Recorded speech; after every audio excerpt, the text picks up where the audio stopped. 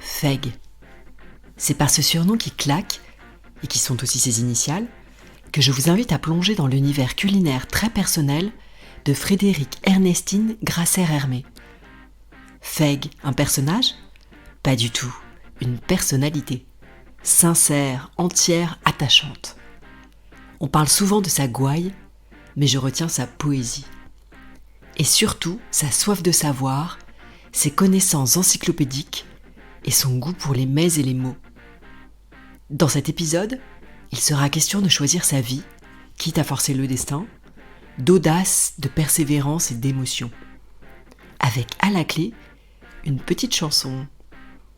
On ne pouvait pas mieux clore la saison 2 de Girls in Food qu'avec Feg, penseur en nourriture, compagne de route des plus grands chefs et femme toujours en avance d'une tendance. Si cet épisode vous plaît, je vous invite à laisser un commentaire et 5 étoiles sur l'appli Apple Podcast. Vous êtes prêts à passer à table ? Je suis Adeline Clibota et voici le portrait de Frédérique Ernestine Grasser-Hermé dans Girls in Food. Bonjour Feg. Bonjour. Est-ce que vous pouvez vous présenter ? Tout de suite. Feg. Frédérique Ernestine Grasser-Hermé. Penseur en nourriture. Ça fait un peu prétentieux, mais vous allez comprendre. C'est une espèce de bonne à savoir tout faire. C'est-à-dire un auteur qui a publié depuis 1992 son premier livre, La cuisinière du cuisinier, qui a publié aux éditions de l'Épure 16 ouvrages, dont Le couscous autrement, et j'en citerai d'autres, après on va pas énumérer toute la liste. Alors, on va faire un petit retour en arrière pour revenir à votre enfance. Est-ce que la cuisine tenait une place particulière quand vous étiez enfant ? Burk. Les premières années de ma vie, dans ma prime jeunesse, étaient pénibles, dures. J'étais très aliénée, donc j'ai été placée en nourrice, forcée, et j'avais une horreur des épinards. Et je me souviens qu'à cette époque, lorsqu'on ne terminait pas une assiette, c'était après la guerre, c'est un produit de guerre, pas question de laisser quoi que ce soit dans son assiette, et ça pouvait durer des heures. J'adore les épinards maintenant. Est-ce qu'il y avait un plat du dimanche particulier qui vous revient ? Je me souviens, étant placée aussi très jeune chez ma grand-mère, chez mes grands-parents, elle avait une cuisinière à bois, nickel, avec, mais presque ciré, une espèce de pellicule, de la fonte brillante. D'ailleurs, il y avait du papier spécial pour les frotter. Non, c'était magnifique. Et c'était ses œufs au plat.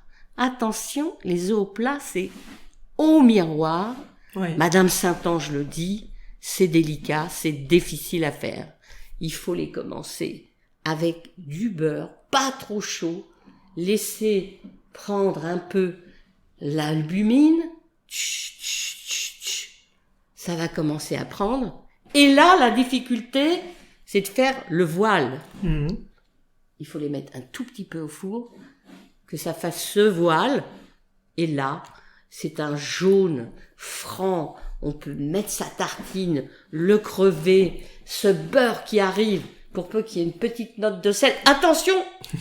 Pas sur le jaune, il y aurait faute.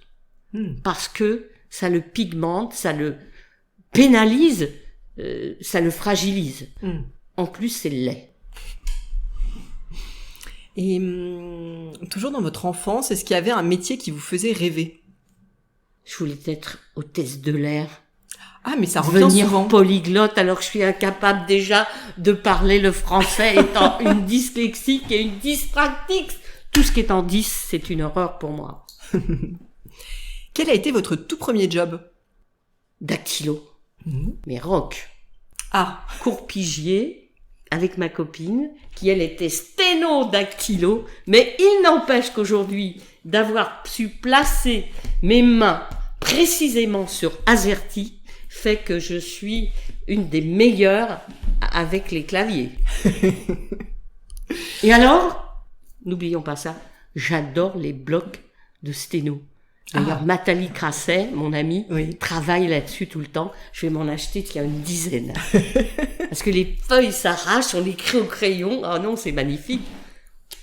Et comment on fait le lien entre cette période où vous avez été sténo et ensuite les années que vous avez passées dans la publicité? Quel a été ce chemin? Je suis une adorable menteuse, je l'ai déjà dit. Je n'avance, n'ayant été quand même très pénalisée, comme je vous ai dit, dans ma prime enfance, c'est-à-dire ne pas pouvoir faire d'études. Je dois avoir juste mon certificat d'études. Un certificat d'études, je l'ai même plus d'ailleurs. Je devrais demander à l'académie s'ils l'ont sur leur liste. C'est quand même un beau diplôme, j'en ai eu d'autres depuis. Mais c'était terrifiant parce que j'étais, comme on dit, en retard. Mais en fait, ce n'est pas grave tout ça, parce que un jour, on peut croiser quelqu'un qui va vous aider à dire « Mais il y a les yeux, le nez, la bouche, avançons ». C'est ce que j'ai fait. Ça, c'est un très beau message. Et justement, donc vous avez passé plusieurs années dans la publicité. Ah oui, c'est vrai, j'ai détourné là. J'ai pas répondu à la Attention. question. Mon Dieu. Alors, comment je suis venue à la pub? Oh, alors là, c'est incroyable, je m'en souviens encore. En fait, j'ai fait une école dans les années 68, qui est la meilleure de ma vie. C'est d'avoir croisé René Château, autodidacte, ancien cycliste, maçon, on l'a traité de maçon. Mais quelle réussite! Non seulement il était passionné de cinéma, il a vécu de cette passion, mais aussi il a su racheter le catalogue français, de l'exploiter et nous en faire profiter.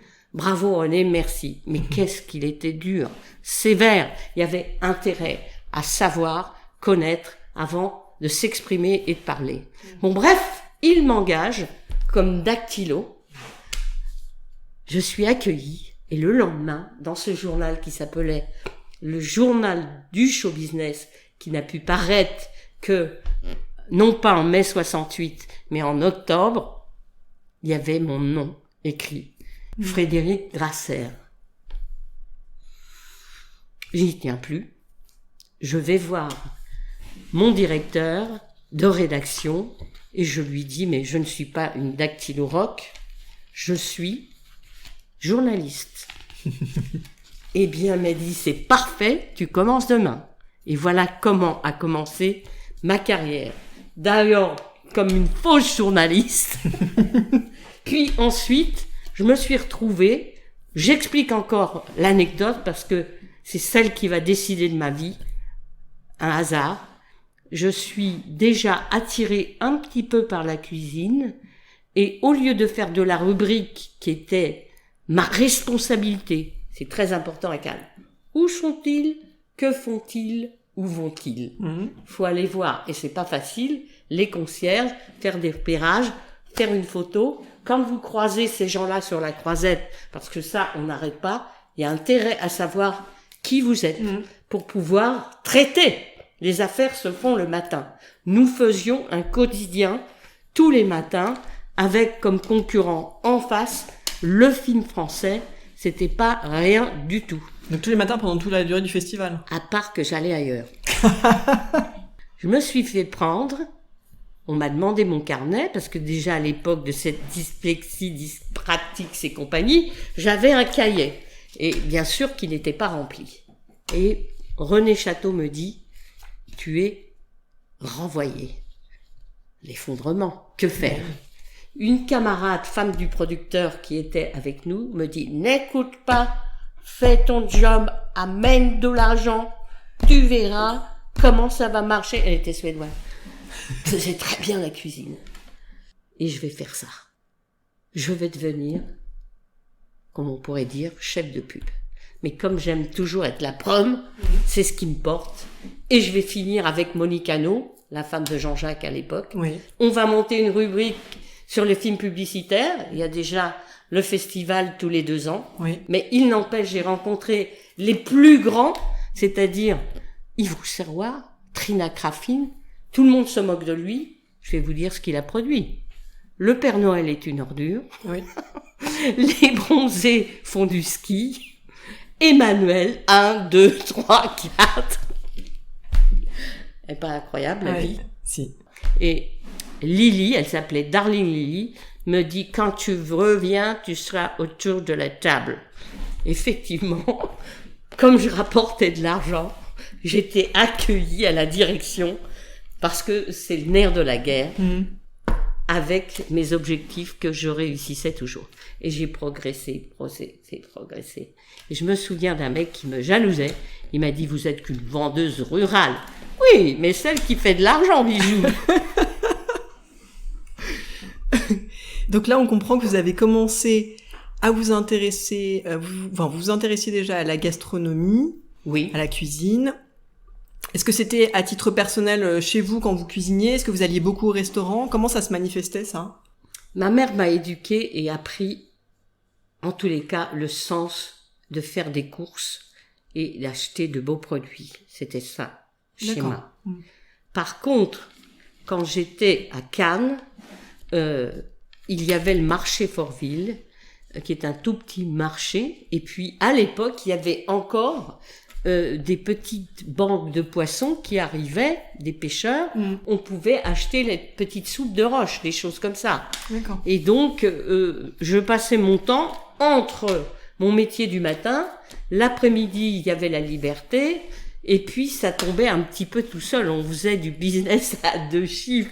On était les caïds de la... avec ce journal qui a fait tant verser d'encre. Mais qu'est-ce que j'ai pu apprendre? Mais le vrai travail, celui qui est dur, mais qui enrichit. Voilà. Et il faut s'accrocher. C'était dur. Des fois, on a envie de tout plaquer. Quand on est jeune et qu'on commence un job, alors que ça aurait pu être formidable, il faut tenir, c'est ça. Les 8 premiers jours, ils sont essentiels. Il faut s'accrocher. C'est ça que je transmets à tous ces jeunes qui veulent réussir. On se projette sur un modèle. Moi, c'était sur Alain Ducasse. 25 personnes en cuisine. Il met 8 ans à m'accepter dans sa cuisine. Alors ça, voilà. Le jour où il m'accepte, 1 heure après, je me dis, maintenant, petit gars, c'est moi qui vais te montrer comment on cuisine. Personne n'en peut pas avoir 25 personnes dans sa cuisine. Et là, il faut faire autrement. Alors ça, justement, on va revenir sur Pas de poudre aux yeux, quoi. C'est ça. Faut être visionnaire de ce que l'on fait. Faut avoir un objectif. Que ça. Et justement, pour revenir sur ce point, donc vous étiez passionné de gastronomie. Comment est-ce que vous êtes arrivé jusqu'à Alain Ducasse avant de passer 8 ans avant de vous faire Par adouber? le restaurant. D'accord, vous êtes allé donc. Je vais Lily, toujours à Cannes, je fais toujours le Midem, je fais toujours le film publicitaire, donc j'y vais. Donc vous étiez toujours dans la pub. En janvier, etc. Donc, on parle de Jacques Maximin. Oui. Jacques Maximin est au Negresco actuellement, enfin à À l'époque, l'époque, oui. et soutenu par cette femme maintenant qui était la propriétaire et hélas disparue. Ils ont commencé à anéantir tout, c'est bien dommage. Mais Jacques Maximin, c'était quand même le caïd de la Côte d'Azur, avec un talent fou, avec le caractère qu'on lui connaît, mais doué. Beaucoup de chefs se réclament de lui, de cet héritage. Bien, c'est sûr. Il nous a laissé un livre aux éditions Albin Michel d'ailleurs, édité par Claude Lebey, c'était formidable. Il en a fait toute une série comme ça sur d'autres chefs. Je les ai toutes parce que j'ai une bibliothèque de 2000 livres et c'est important de se nourrir de textes et de tout ce qui peut, ce qu'on peut apprendre.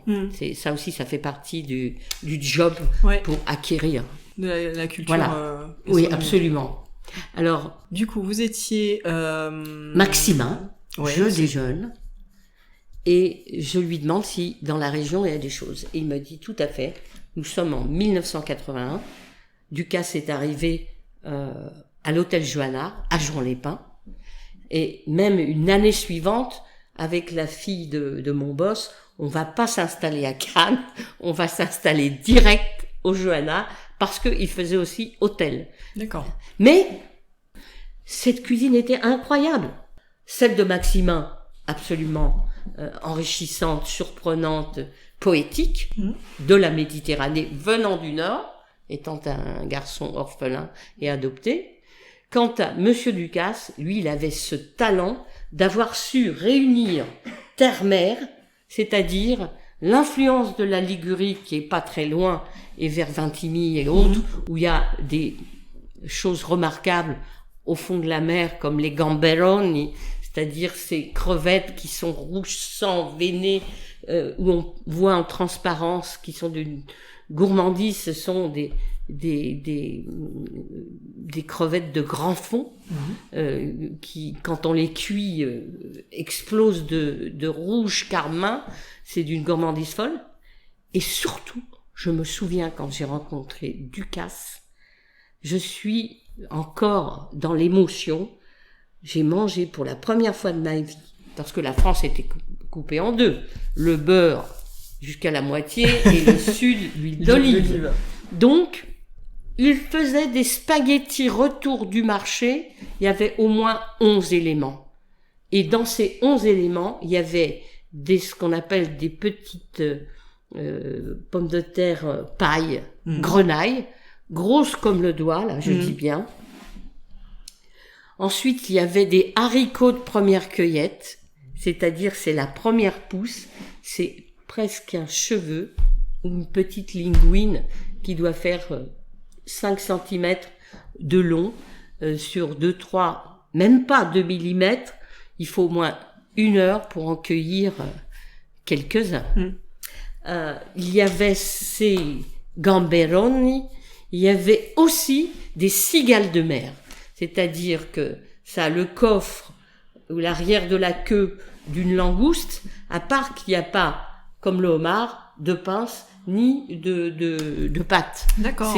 C'est tête et queue, c'est exactement la même chose. Ok. C'était grand comme le doigt, et là maintenant, mais on n'en trouve plus. Non, bah j'en ai jamais On n'en trouve plus. vu ni Ça entendu parler. s'appelait les cigales de mer. On en trouve après vers l'Afrique, mais des beaucoup plus gros. Là, ils étaient pêchés, ils faisaient partie de la petite soupe, donc ça valait rien.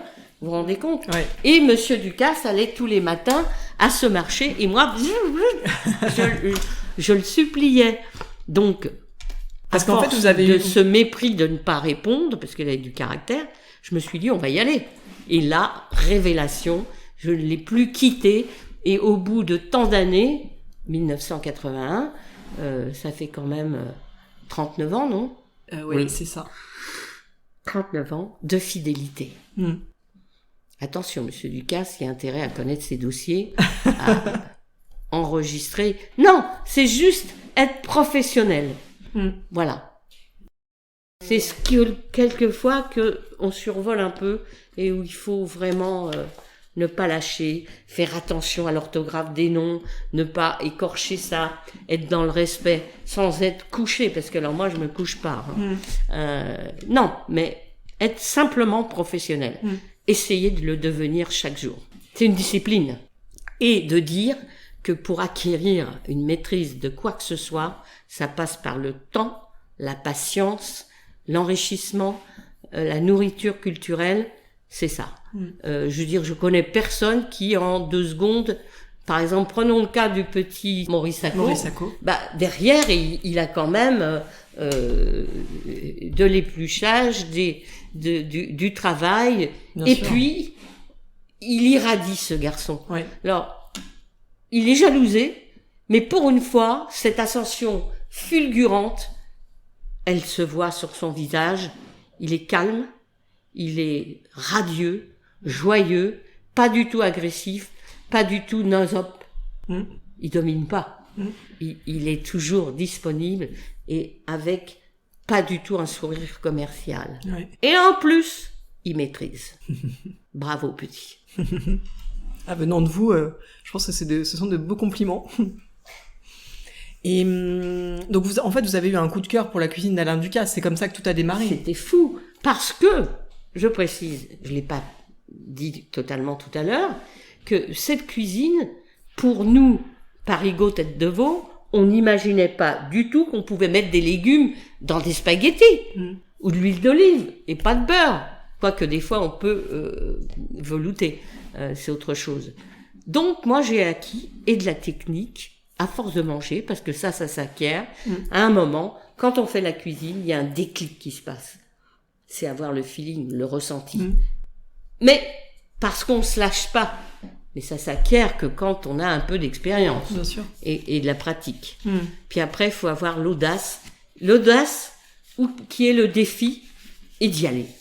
Je pratique cette équation, cette règle de 3 là. Il paraît-il qu'on est intelligent quand on fait une règle de 3, moi je ne sais même pas la faire. Et donc en fait, là vous avez donc il y a cette rencontre décisive avec Alain Ducasse. Est-ce que à ce moment, enfin pendant ces années d'échange et de collaboration avec lui, là vous aviez quitté le milieu de la publicité ou est-ce que c'était Je l'ai quitté en 1992, le milieu de la publicité. Donc déjà, vous voyez, en 92, je vais consacrer et je rencontre Alain Ducasse, je fais mon premier livre pour lui rendre hommage, qui s'appelle La cuisinière du cuisinier, et où là, au début, vous avez toute cette bande dessinée. Je précise que vous êtes en train de le feuilleter sous mes yeux. Hein. Ce livre est pour vous. Voilà, il raconte un peu l'histoire de notre rencontre, et ça a été dessiné par l'héritière d'Hermès, qui s'appelle Alice Dumas. Voilà. Et on avait fait les femmes aussi autour d'Alain Ducasse. D'ailleurs, il y a une espèce de cape pour les protéger. C'est moi qui lui avais un peu soufflé de nous accueillir, nous les femmes, nous les femmes. Hein. Ouais. Justement, on va parler plus en détail de ce livre. Quel était le projet en fait quand vous avez eu l'idée de ce livre? Donc, il s'intitule La cuisinière du cuisinier.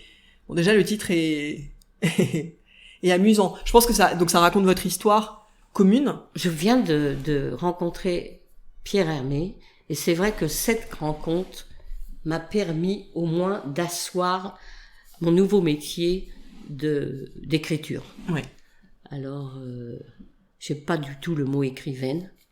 Je me définis comme un écrivain. Je pense que je peux le dire. C'est pas seulement des ouvrages culinaires, mais il est habillé d'anecdotes. C'est enrichi de toutes ces histoires et anecdotes qui sont incroyables. Et j'ai eu l'idée de les raconter dans ce livre qui rend hommage à Alain Ducasse. Et quand vous dites dans le titre La cuisinière du cuisinier, je me suis autoproclamée. Racontez-nous justement alors, comment vous en êtes arrivé à faire la cuisine pour Alain Ducasse. Je vais dans sa cuisine. Enfin, 8 ans se sont écoulés. J'ai mangé. Parfois, on arrivait, à cause de l'avion, 5 minutes de retard. Le chef disait, parce qu'il a une pendule dans la tête, c'est une horreur. Mesdames, il est 20h. Vous deviez arriver à moins le quart. Je ne vous servirai pas ce soir. Et il le faisait. Bon, bref. À force de venir, de m'enrichir, je commence à bien le connaître. Et il y a une espèce de relation, de sympathie qui s'installe, etc. Donc, de ce fait, je vais pouvoir lui dire, je vais entrer dans ta cuisine, et là, il va me dire oui. Et au bout de tout ce temps que j'ai essayé de lui forcer la main et qu'il se décide, moi, au bout d'une heure, j'ai dit non, merci, j'arrête, c'est moi qui vais te faire la cuisine. Et c'est ce que je fais. Qu'est-ce que je vais faire? Je me souviens de ce plat. Un plat totalement rustique. Tout le monde retirait la peau. C'était la saison des tomates. Je prends une grosse tomate genre marmande, bien remplie, pas trop de pépins, mais quand même, je garde tout. Ma décision est prise. Donc, je la coupe en tranches et j'en fais une soupe inondée d'oignons doux, blancs, qu'on trouve dans le sud. Pas les cébettes, ni l'oignon nouveau. Non. Les oignons blancs. Plus blanc que celui des Cévennes, qui est, lui, sucré. Ouais. Donc ça, je le coupe, je le tranche en fines rondelles, parce que je ne pense pas qu'à ce moment-là, la mandoline existait, mais on n'avait pas l'idée de s'en servir, parce que les équipements japonais ont fait ça il y a une trentaine d'années, mais avant, non. Ouais. Voyez ce que je veux dire? Ouais, enfin, bien sûr. C'était pas arrivé jusqu'à nous avec cette mande, cette facilité. Non, j'ai pas souvenir de ça. Donc, fallait faire ça à la main sur une planche. Donc, j'ai coupé très fin, j'ai décidé de prendre une assiette creuse, j'ai décidé de mettre beaucoup de vinaigre, de vin, Et j'ai décidé de mettre beaucoup d'huile, j'adore le vinaigre, j'adore l'huile, beaucoup de persil plat, taillé grossièrement. Et puis, je lui ai fait commander une baguette croustille, craquante, pas tiède, parce que c'est pas bon, juste tiédie, et elle était impeccable. Je m'en souviens encore. Je mange dans ma tête. Et après, le chef, hop, les 2 croûtons de l'extrême, à la soupe, comme ça. Il s'est régalé, c'était fou. Ouais, parce que d'habitude, il mangeait dans ses poches, pour se passer le temps, ou pas trop manger, grain de riz, rond, italien, à risotto, ou poivre, mais pas n'importe lequel, poivre noir Sarawak. Ah. Caca, il croquait comme ça. Voilà mon histoire à Villaine-Ducasse. Et franchement, il aime la cuisine un peu corsée, goûteuse. Voilà. Sa cuisine est personnelle. Ouais. Et ça a été le début d'une belle collaboration, parce que vous avez fait plusieurs livres ensemble. Oui, c'est vrai que j'ai participé à l'élaboration de J'aime Paris. Oui. Où là, j'ai été vraiment consultée et après, j'ai fini ce livre. Il y avait un collectif là-dessus, mais j'ai eu la main en finale. C'était vraiment un livre formidable, avec des photos faites par Pierre Moneta, tout en spontané. Et c'est vrai que ce livre montre, dans sa dernière version, des choses assez joyeuses. Donc, dans l'édition La cuisinière du cuisinier, édité chez Alain Ducasse, je ne vais pas me gêner pour rajouter mes coups de cœur. C'est-à-dire que c'est une réédition, donc vous avez la possibilité d'enrichir, en fait, c'est ça le... J'en ai profité. Je vais me gêner. Et donc, Inaki va avoir l'idée ingénieuse, originale, unique, comme à son habitude, de me faire un risotto à la salicorne. Donc le voilà en train de découper des petits risottos, comme si c'était des grains, à part que c'était de la salicorne, donc très iodé, etc. Il va lier ça avec un jus de coque et du beurre, et son eau de végétation, et l'ensemble va être... ça ne s'explique pas, ça se mange. Vous me donnez faim. Donc on le voit aussi à travers ce livre et dans la suite de votre carrière, l'écriture tient une place très importante pour vous et les livres en général. Est-ce qu'on peut dire cela quand on a publié 34 livres? Je pense. Et pas des petits morceaux quand même, hein. Il y a eu ensuite, pour ne citer 2, les 16 ouvrages, dont un qui me tient à cœur, qui s'appelle L'autre couscous, pour la simple raison que j'ai remporté encore un défi. Et franchement, c'est très, très, très dur. C'est grâce à la mie de pain Racise, ça s'accorde. J'aurais pas pensé, vous voyez. Si. De Jean-Luc Pougeran. Oui. Que j'ai pu remporter ce prix. Il y avait quand même 8 pays de représentés, tirés au sort. Je tire mon tour, premier tour, et je me retrouve dans un camping. Je me suis dit, mon Dieu, la cuisine! Alors là, je précise, c'était un concours autour du couscous. Championnat du monde du couscous. Voilà. En 2008, je vais remporter le prix spécial du jury pour les championnats du monde du couscous avec un semoule. Une semoule de miettes de pain Racise que j'ai fait 8 kilos ici. Il fallait en faire pour 100 personnes. Je vous dis, j'ai vraiment servi les 24 gens importants et le reste m'en suit. Bon, vous avez compris. Ah non, c'était pas possible, fallait faire un choix. Moi, je ne pouvais rien préparer, tout était dans l'instant, à cause que cette semoule, il faut pas qu'elle soit humidifiée, ça aurait pu être une panade de pain, puisque c'était du pain. Donc il fallait la gainer, la protéger, etc. Mon Dieu, cela dit, j'avais fait un truc qui les avait bien piqués dans leur sensibilité. J'avais mis des pistaches de Bronde, ils étaient déjà en larmes. Et puis ensuite, j'avais rajouté les fameux citrons de Pantelleria. Alors là, ils étaient ruisselants d'émotion. Voilà. Et j'ai entendu mon nom. Et c'est Gamberoso qui l'allait livrer, donc des gens très engagés. J'étais très très fière d'avoir, finalement j'y pense, anti-gaspi. Pas vrai ça? Ouais. Avant l'heure? Avant l'heure. 2008. Mais comme dans beaucoup de choses, vous êtes C'est avant l'heure. Ah, c'est mon problème. Ah, je vous le dis. C'est terrible. Et vous savez aussi... Poulet au coca? Exactement, c'est ce que j'allais dire. Voilà. Twister des recettes avec des ingrédients grand public. Mais souvent pour faire réagir. Ouais. Mais est-ce que vous pouvez nous raconter justement la création de cette recette, le fameux poulet au coca? Le poulet au coca. Comment ça vous est venu? Jean-Luc Delarue me demande de m'occuper de Korova. Bar sans alcool de Stanley Kubrick. Je dis oui. Alors pendant 1 an, on travaille, je fais la carte. C'était quand même une aventure. Et moi, je dis que par rapport au fait que je suis trop en avance, ça fait un peu prétentieux, je préférais que vous le disiez. C'est fait. Merci. Je fais le ceviche. Je l'appelle le ceviche fait.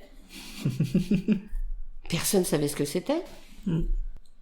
Je rencontre une fille qui est péruvienne. Elle fait cette céréale qui est le riz des Incas, le quinoa. Ouais. Là encore, trop tôt. Tout ce qu'on voit partout maintenant, en fait. Hein. En 2000, là. Oui. Là, il y avait que des choses innovantes. Il y avait même le homard en sandwich. C'était très compliqué parce que j'en trouvais de ces sandwichs mous. La qualité du buns, on s'enfonce dedans. Et là, par exemple, le champion, c'est Eston Blumenthal. Oui. Parce que lui, il a écrit un livre qui a 5 recettes, 68 pages sur le burger, sur le patty, sur le buns, à la quête du presque parfait. Là, par exemple, sur la viande du bœuf, je raconte cette anecdote parce qu'elle se place là et qu'il est important que je le fasse. Vous avez un demi-quartier de bœuf. La viande à prendre, la meilleure, c'est le plat de côte, c'est-à-dire sur une longueur de 20 cm au milieu des plats de côte et en 7 cm de hauteur. Vous grattez tout. Il a raison. En ce moment, si on n'a pas un demi-bœuf en paix, allez chez votre boucher, prenez-vous votre plat de côte, dégraissez un petit peu, vous mettez la grosse grille. Il n'y a pas mieux que ça vous donne une texture. Le gras, 12 grammes par jour qu'il en faut pour notre cerveau, n'oubliez pas. Oui. Je suis la présidente de l'amicale du gras. Autoproclamée. Donc vous avez créé cette carte pour ce fameux restaurant. Est-ce que c'était la première fois que vous faisiez cet exercice? Exact. C'est Pierre Hermé, mon ex-mari, qui m'a poussé. J'ai accepté. Et alors, à un moment, Jean-Luc Delarue, je m'en souviens trop bien, avec Hubert Boukobza, me disent « Ah non, on a peur, on veut pas. On va l'appeler Poulet Fredo. » Je dis « Écoute, je te donne ma démission tout de suite. C'est poulet au coca, cola, ou rien du tout. » Voilà où je me sens forte et batailleuse et conquérante. C'est ça ou rien. Et ils ont accepté. En fait, ça fait un scandale, parce que en fait, il y avait une grosse bagarre avec... mon ennemi juré que j'adore, qui s'appelle François Simon, qui lui va faire un livre qui s'appelle Les Cocottes, un truc comme ça, j'ai oublié son nom, peu importe. Et on se bataille, parce que le premier qui a parlé du poulet au coca-cola, c'est Jackie, qui faisait partie de Dorothée. Oui. Il a sorti un livre qui est complètement passé inaperçu, parce que c'était bêtifiant pour les enfants, gnangnan, mal mis en page. François va s'en servir. Ensuite, moi, par défi, je vais le remettre, parce que ça, je l'ai fait, et personne ne peut le retirer, que ça soit bien clair. C'est Bibi, le poulet au coca. Ça a fait scandale, c'est sûr. Mais il y avait Angelina Dawson, celle qui était l'anglaise des émissions qui cuisinait bien d'ailleurs. Elle faisait une espèce de rouelle de porc au Coca-Cola. Le coca, on en mange aussi accompagnant certaines céréales en Amérique latine. C'est pas quelque chose qui choque. Et en fait, quand on dit « Ah, mais c'est ça le poulet au coca !» Vous avez raison, ce n'est que ça, c'est-à-dire quelque chose d'aigre doux, dirais-je même sucrasse. C'est pour ça qu'il faut lui balancer un peu d'acide citrique, c'est-à-dire le fameux, l'éternel vinaigre qui électrifie, dont se servent beaucoup de cuisiniers, et Pierre Hermé dans sa pâtisserie, qui s'appelle, ni plus ni moins, le vinaigre blanc à 8%. Il fait des miracles. Donc ça, c'est une bonne... Ça électrifie, mais c'est formidable. Et justement, donc là, vous avez fait la carte de plusieurs restaurants. Oui. Et en fait, ça a découlé, vous avez raison de préciser ça, sur mon travail de consultante. Exactement. Qui peut accompagner soit la com, j'écris et mon talent autoproclamé d'écrivain me sert beaucoup, mais je fais pas le tunnel du savoir. Il était une fois, non, je rentre dans le vif du sujet. Je vous montrais quelques textes, comment je prends, et beaucoup d'images. C'est présenté comme un magazine parfois, comme un journal. C'était le cas de David Lanner qui avait 8 restaurants. Comment balancer 8 dossiers de presse aux filles? Il faut balancer le journal. Et là, vous découvrez parce que il y a du style, de l'image. D'un seul coup, ça devient intéressant. En fait, c'est ma façon de faire. Donc, effectivement, soit c'est des souhaits de communication. Donc, je rédige en tant que écrivain culinaire de par ma passion qui me porte et je construis une histoire. Je peux accompagner pour les jeunes débutants ou ceux qui n'ont pas toujours la possibilité d'avoir des chefs de renommée. Quand il y a un chef de renommée, il faut oublier l'histoire. Il y a des ordres là. Et là, je suis obligée, quand on fait appel à moi, ça m'est arrivé. Écoute-moi, Bijou, il n'y aura qu'un seul chef, ça sera moi. Ça marche. Allez-y les filles. Prenez le pouvoir. Oui, donc on voit, vous avez, en fait, vous êtes... je suis à l'aise. Je suis comme un poisson dans l'eau. C'est ça, et dans le grand bocal de la gastronomie. Exact, j'y vais dans les bocaux des chefs. J'adore. Mais pour autant, vous continuez aussi une activité journalistique? Alors là, c'est un bien grand mot parce que je me suis jamais considérée comme journaliste. C'est vrai que souvent on me dit, je vous présente, non, je suis plus un auteur, je ne veux pas prendre, et parfois on fait appel à mon écriture. Je préfère dans ce sens-là parce que non, je suis pas une journaliste. D'accord. C'est un autre métier pour moi. Et je trouve que justement, votre personnalité, elle se ressent dans tout ce que vous faites, et je pense à une activité que vous avez ces dernières années aussi, qui est des chroniques que vous tenez dans Très Très Bon, où on ressent toute votre personnalité, mais aussi votre connaissance. Voilà, donc on a bien compris que pour vous, le fait de maîtriser le savoir gastronomique, c'était important, et en fait, vous alliez les deux. Et est-ce que vous pouvez nous raconter un peu ce geste parfait? Alors oui, c'est en 2008 que j'ai considéré qu'il était temps peut-être d'écrire un livre à propos de ces ustensiles, de l'outil à l'agréable. Parce que j'ai vécu quelque chose de terrible avec Monsieur Ducasse. On adorait une femme qui habitait Imperia en Italie, en Ligurie, et elle nous faisait une focaccia di Recco. Alors, ça n'a rien à voir avec la focaccia rustique, on y met les doigts et que c'est plutôt du pain. Celle-ci est d'une légèreté de l'être. Elle gonfle comme une espèce de petite montgolfière. Elle souffle, on va dire, ou comme des pommes de terre. Voilà. Et à l'intérieur, il y a du stracchino qui est mouillé. Donc, on est très surpris parce que le mari de cette Française, née à Paris 19e, qui a épousé un Italien, va nous donner avec beaucoup d'aisance et de liberté la recette, soi-disant. Donc, il nous dit que c'est de la farine 00, Manitoba, qui est une provenance de farine canadienne, très complète, structurée. Ensuite, il nous dit que c'est de l'eau et du sel. Et c'est tout. Les stracchino, on fait une première abaisse, on fait une deuxième, et puis on pince. Nous voilà partis faire ça pendant 6 mois. À moitié de l'enfournement à 6 heures, volet ouvert, je m'en souviens encore, à Monte-Carlo, à Monaco, pardon. C'était mouillé. Ça soufflait tellement, cette force de farine arrivait à lever cette focaccia di Lecco et mouillait, c'était complètement raté.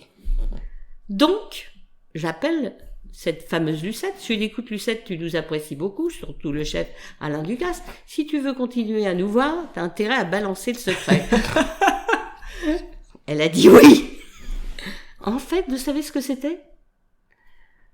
Il suffisait au rouleau à pâtisserie de sceller sur les bords de cette focaccia, qui est un plat martelé qu'on trouve justement en Ligurie, en cuivre, pour cuire ces focaccia ou la socca. D'accord. Donc, il en existe des grandes, des plus petites, etc. D'ailleurs, chez Cucina, actuellement, ils font la focaccia di Lecco. Et c'est assez complexe à faire, hein, faut savoir. Et en fait, ce ritalien, là, il savait très très bien ce qu'il faisait, il pouvait tout donner entièrement. Le seul truc qui marchait pas, c'est que nous n'avions pas ce geste. À partir de ce moment-là, 2008, j'ai décidé de faire ce fameux livre, qui a été édité chez Agnès Viennot à l'époque. Et donc, de ce livre, quelque part, sont déclinées vos chroniques. Exact, parce que je trouve que... Alors, je vais conclure comme ça. Une recette, c'est un code que l'on suit ou qu'on modifie. Sans le geste, on n'a pas la recette. Souvent. Ce geste, il est tellement important. Et en fait, le corps va essayer de l'acquérir parce que il va retrouver son confort, pas ce mal-être qui fait que l'on rate. Quand on a coupé 10 000 morceaux de telle façon, on acquiert cette rapidité. Le geste. Qui est devenu le geste. Parfait. Merci. J'aimerais bien aussi qu'on revienne sur une association dont vous nous avez parlé tout à l'heure, dont vous êtes la présidente. Autoproclamée.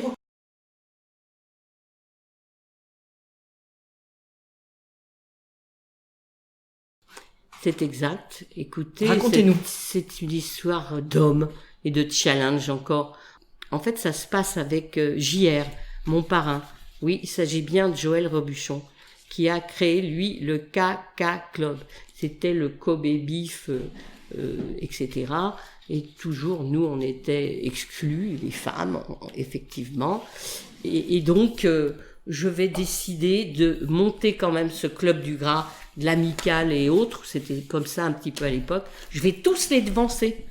C'est-à-dire que je vais agir. Vous avez entendu, mesdames, mesdemoiselles, les jeunes, je vais agir. Donc, en 2013, je décide de déposer les statuts de l'association de l'amicale du gras, qui va voir le jour, inscrit au journal officiel. Et voilà notre aventure. Aujourd'hui, il y a 80 grâleurs patentés, femmes et hommes, qui se réunissent 2 fois par an, mais là, avec la Covid, etc., nous avons, depuis 2 ans, fait l'impasse, mais nous allons faire cela maintenant 1 fois par an.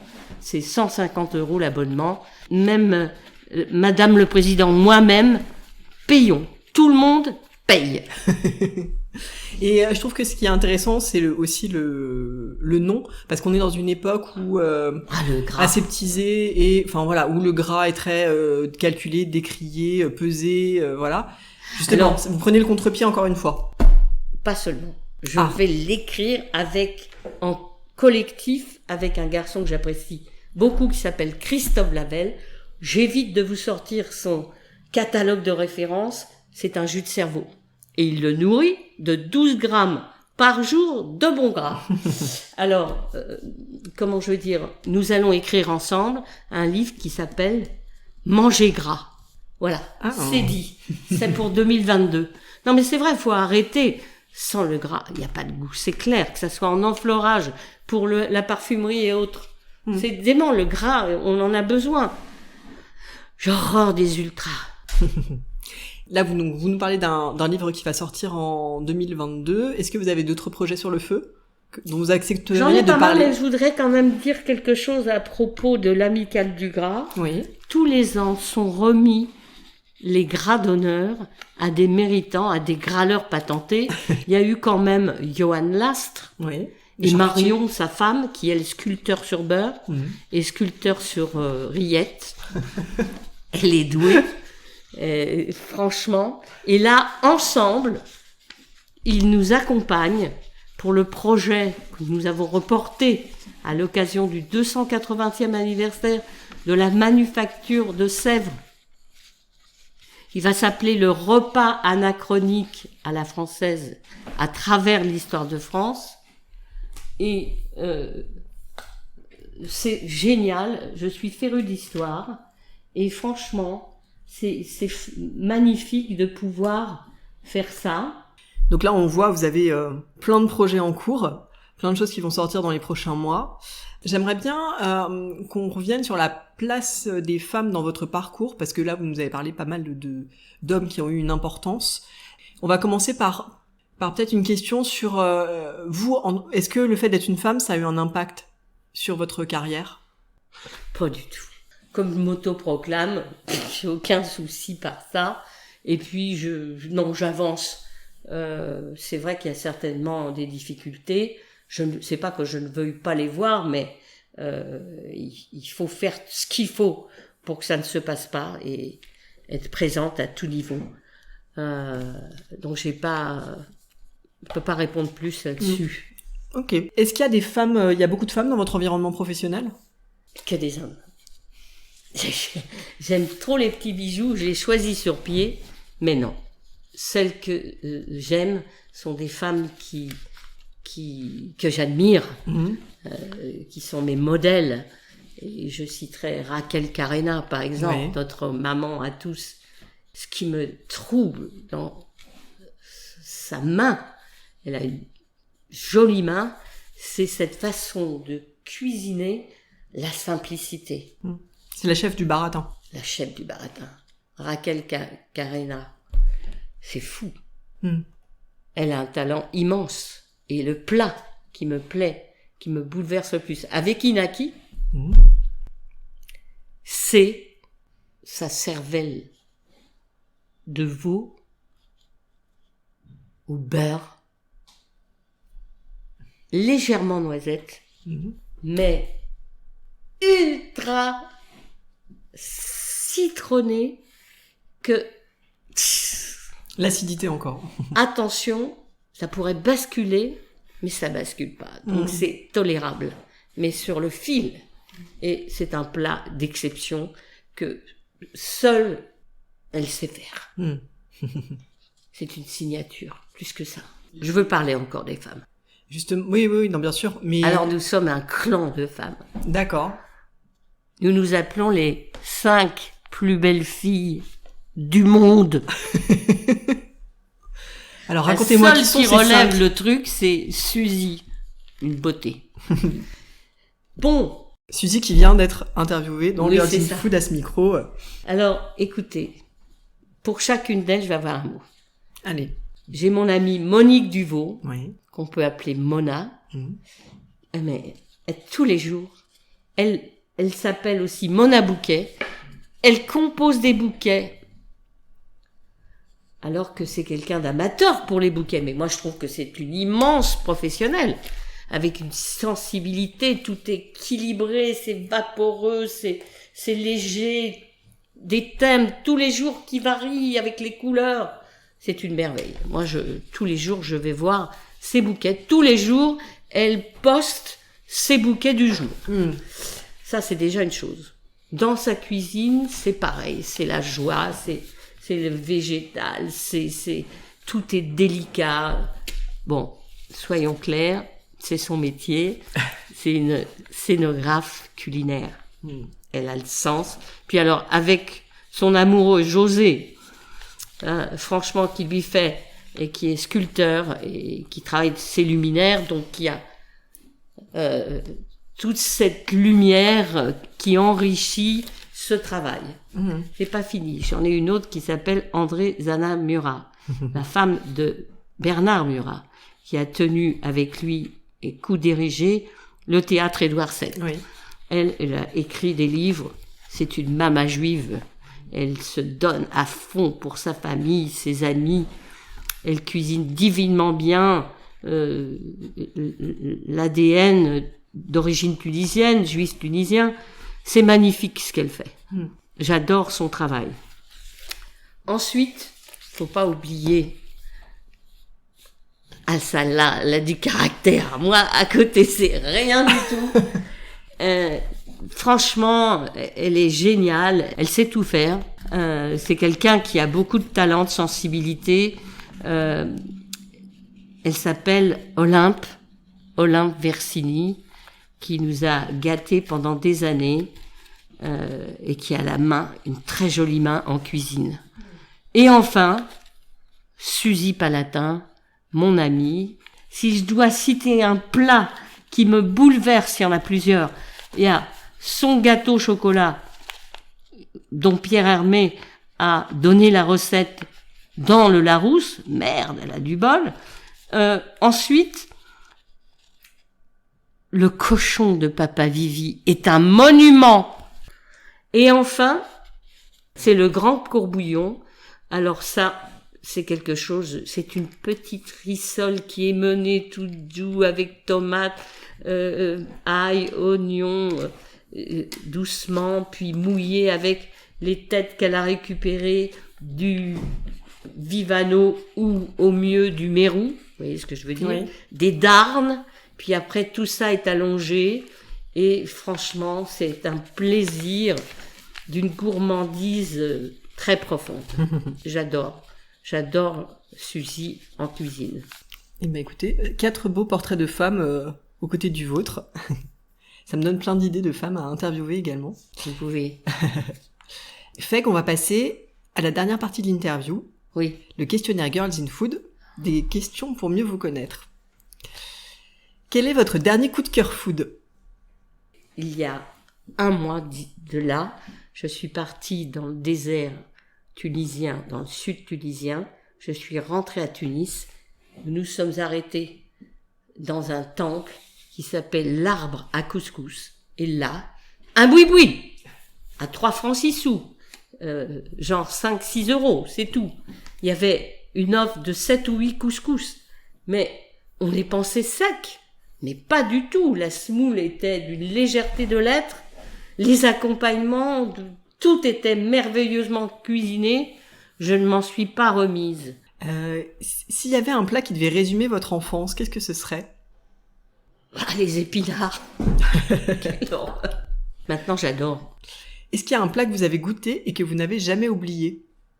La façon dont a Raquel de cuisiner des joues de cochon, de veau, en 2 temps, avec une explosion joyeuse et végétale qu'elle parsème, parce que une fois que c'est poché dans ce bouillon, les cuissons en 2 temps, c'est ça, elle égoutte et elle reprend la poêle et elle fait une réaction de Maillard avec une coloration et un jus brillant et fondant, et l'assiette est joyeuse. Et aussi son riz dont elle prétend qu'elle n'y arrivera jamais à le réaliser, qui est fait par son collaborateur qui est pakistanais. Il faut dire que son riz est merveilleux.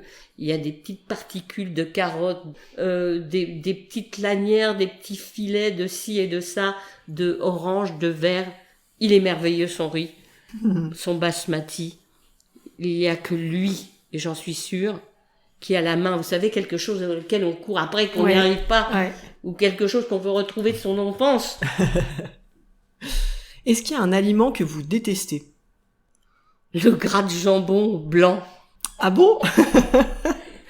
Ou alors le seul que je pourrais en fermant les yeux, ça serait un jambon ibérique cuit au torchon, coupé à micron épaisseur. Mais sinon, pas de gras de jambon blanc.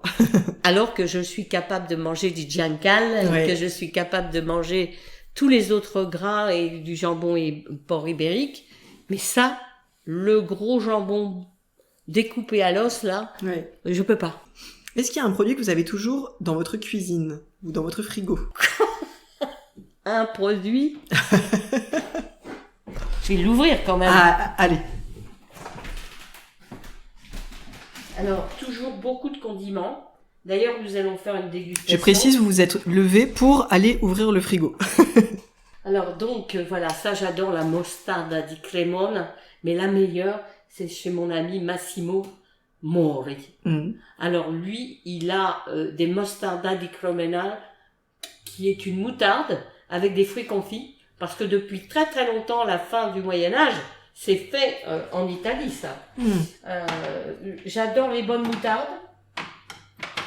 Un miel de Grèce qui vient de chez Profil Grec, Oui. qui est absolument exceptionnel. Que vous gardez au frigo?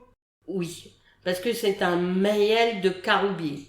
On peut D'accord. faire des petites erreurs et aller à la faute. J'aime bien quand c'est frais. Alors, j'ai toujours du tahini. Oui.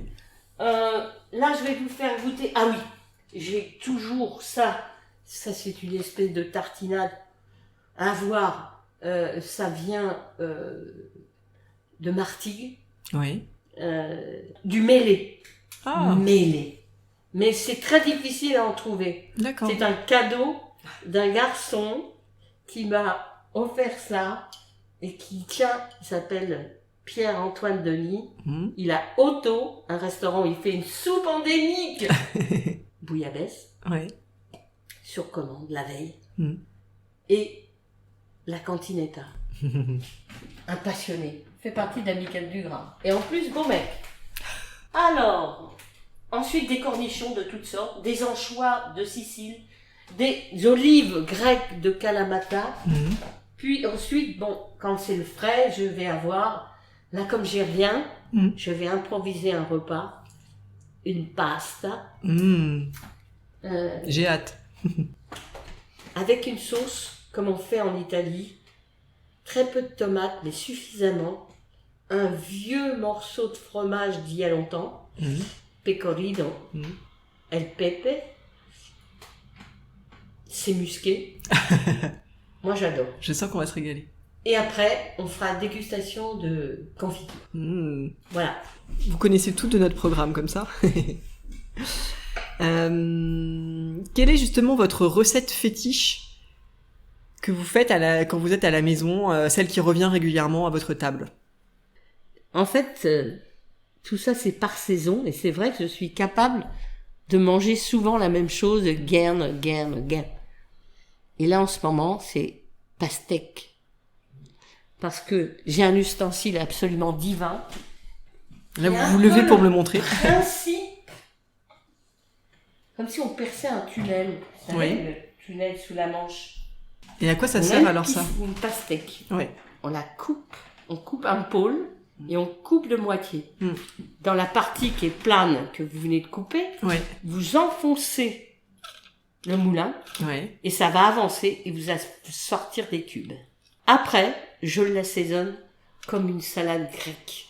D'accord. Sans mettre ni tomate, mais tout le reste. C'est-à-dire vinaigre, ça peut être un vinaigre de vin rouge ou un vinaigre de framboise, Mhm. huile d'olive, Mhm. olive de Kalamata, récolte de l'année, les jumbo, les grosses, Ouais. charnues, pulpeuses.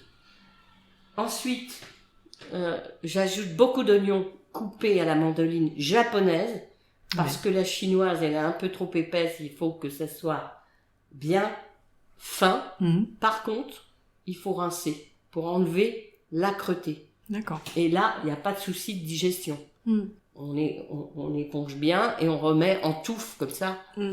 Et une belle feta village de chez Alexandros Rallis Mhm. de Profil Grec. Ouais. Et pour pas avoir de problème avec mon copain sicilien, parce que je possède un vieil arbre en Sicile qui s'appelle Alfonso, de la tête dans les olives. Cédric Casanova. Oui. Des gens courtois, délicieux, qui savent faire. Et j'ai toujours aussi, et c'est le cas là, de la poutargue.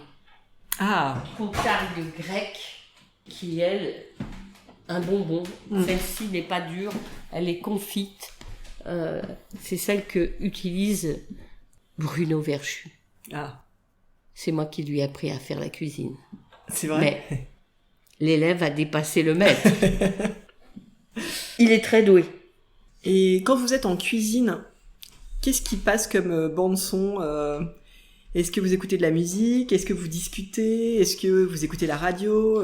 Vous travaillez en silence? Je passe une bande-son qui est faite par le plus grand programmateur, qui est le mari de Suzy Palatin, qui s'appelle Philippe Peltrio. Et là, je passe de la soul, Aretha Franklin, parce que Aretha, je l'adore. D'ailleurs, je vais vous faire une petite chanson, si vous voulez. Mais volontiers. 1, 2, 3. Toute la cuisine que j'aime, elle vient de là, elle vient du blues. Tous les mots ne sont jamais les mêmes, et c'est pour ça que ça a du goût. J'y mets mes joies, j'y mets mes peines, et c'est pour ça que ça a du goût. You are the one for me, for me, for me, formidable. You are my love, very, very, véritable. Et je voudrais un jour pouvoir te le dire, te l'écrire dans la langue de Shakespeare. My désirable. Ma meilleure copine m'a dit, écoute, t'inquiète pas, à Noël, je vais te payer des cours de chant. Oser, ça se travaille. Ouais, ça se travaille en fait. Oui, oui. Quel serait le resto de votre vie s'il n'en restait qu'un? C'est difficile comme question. Ça serait quelque chose de simple où je pourrais réunir tout ce que j'aime en un seul lieu. Je dois dire le restaurant de Raquel. Et donc le Baratin. Oui, c'est ça. Parce que vraiment, depuis les années 90, elle a porté à bout de bras sa sensibilité, son travail avec ce putain de caractère.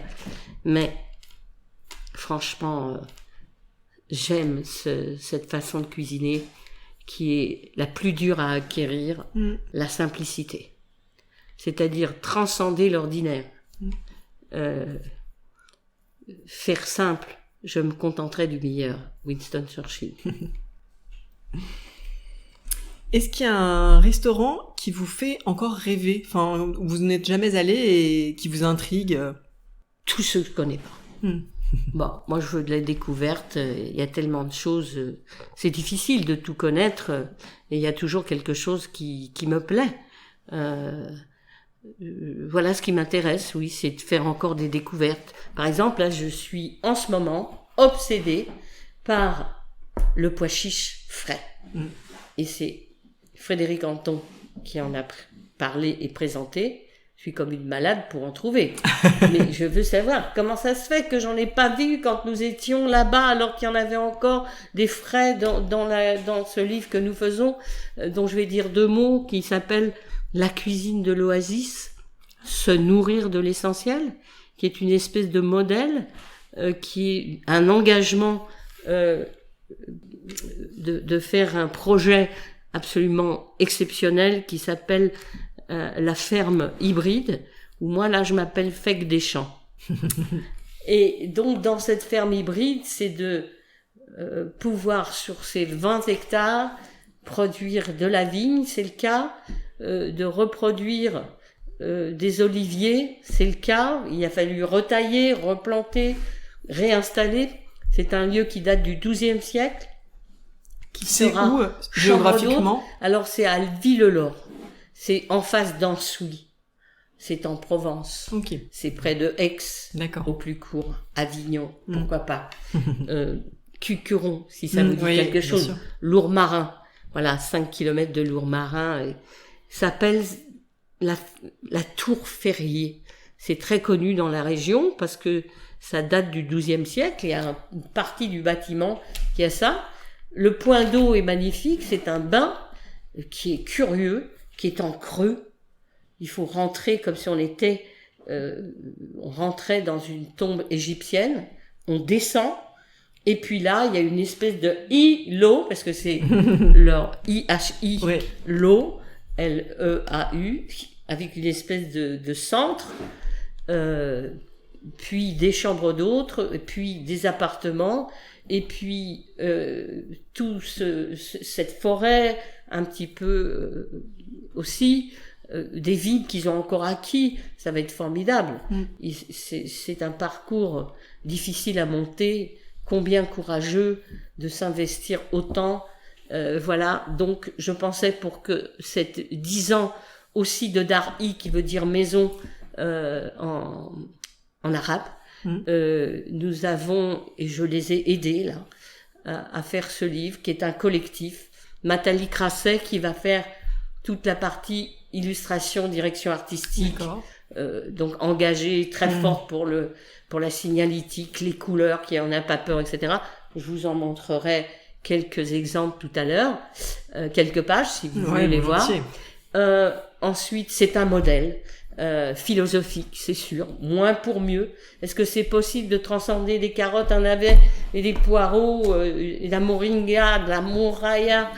C'est de découvrir et de mêler le passé, parce qu'on construit son futur avec ce qui reste du passé. Donc c'est un peu ce modèle qu'on essaie de donner, après, avec des mix de recettes contemporaines que je peux réinterpréter. Voilà, donc c'est pourquoi je suis très très très énervée avec ces pois chiches verts frais. Frédéric Anton, réponds-moi s'il te plaît. Dernière question de cette interview.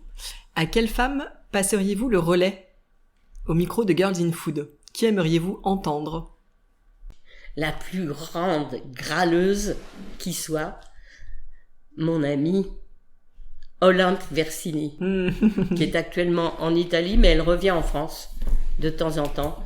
En fait, elle n'est pas seulement une cuisinière, elle est artiste, elle fait des bijoux, elle peint. C'est dingue l'activité qu'elle a, et elle fait surtout merveilleusement bien la cuisine. Voilà. Un grand merci Feg. Merci de m'avoir reçu et surtout écouté. Un grand merci à Feg pour sa participation à Girls in Food. Si ce podcast vous plaît et que vous souhaitez le partager avec le plus grand nombre, rien de plus simple, mettez-lui 5 étoiles et laissez un commentaire dans l'appli Apple Podcast. J'attends vos réactions sur Instagram, ainsi que vos suggestions d'invités. À bientôt pour une nouvelle interview de femmes inspirantes.